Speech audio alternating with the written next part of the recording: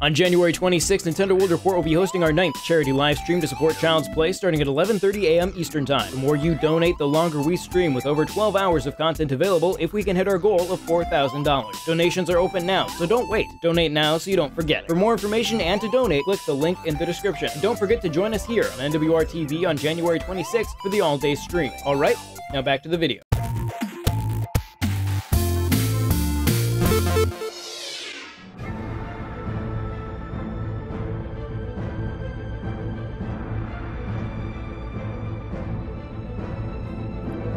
It's difficult to judge Onimusha Warlords in 2019. Originally released on PlayStation 2 in 2001, Onimusha was an incredible showcase of what a new generation of video games could be, with full voice acting, motion-captured cutscenes, and pre-rendered backgrounds. These were huge achievements at the time, but almost 18 years later they've lost a bit of their luster. Nearly 2 decades of advancements in technology and game design have left this early technical showcase feeling a little bit bland and underdone. Onimusha is set in Japan during the Sengoku Jidai and stars Samanosuke Akechi, a samurai fighting a demon army led by the historical warlord Nobunaga Oda. Throughout the story, Samanosuke encounters other historical figures from the Sengoku Jidai as he attempts to rescue the Princess Yuki with the power of a demon gauntlet that enables him to absorb the souls of his fallen foes.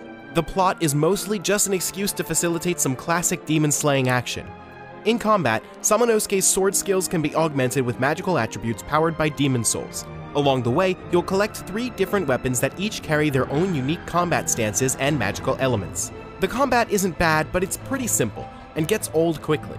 While switching weapons on the fly, a new feature in the updated re-release, definitely keeps fights a little fresher, there's only so much you can do when each weapon is limited to the same 2 attack combos. I can't blame one of the earliest 3D action games for lacking the dynamic combat stances and combos we've come to expect from the genre nowadays, but it stands as another reason Onimusha struggles to hold up in 2019.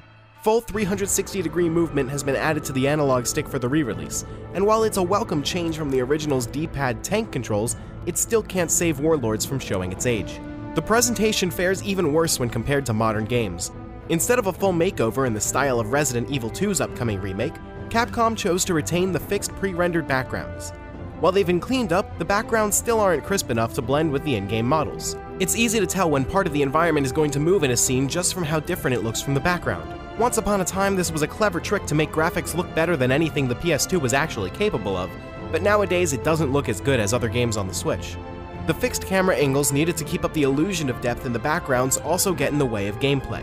When exploring the world, camera changes get disorienting as each shot's angle can be drastically different from the last, and it can often be confusing figuring which way you're supposed to be pointing the analog stick in between shots.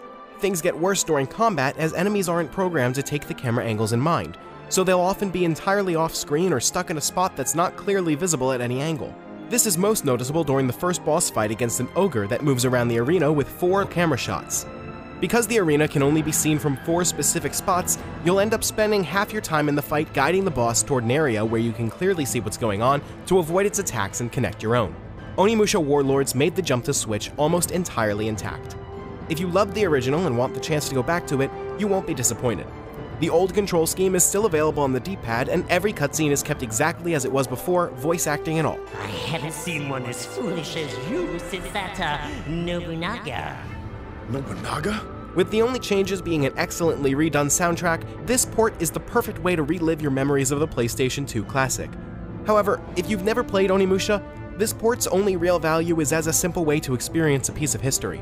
Over the course of 18 years, other games have improved on everything that once made Onimusha great. Thank you very much for watching, and if you want to see more videos like this, consider subscribing to Nintendo World Report TV. You can also check out NintendoWorldReport.com for a whole lot more, and if you want to support both this channel and the site, check out Patreon.com/NWR. You can also join the conversation in our Discord server through the link in the description.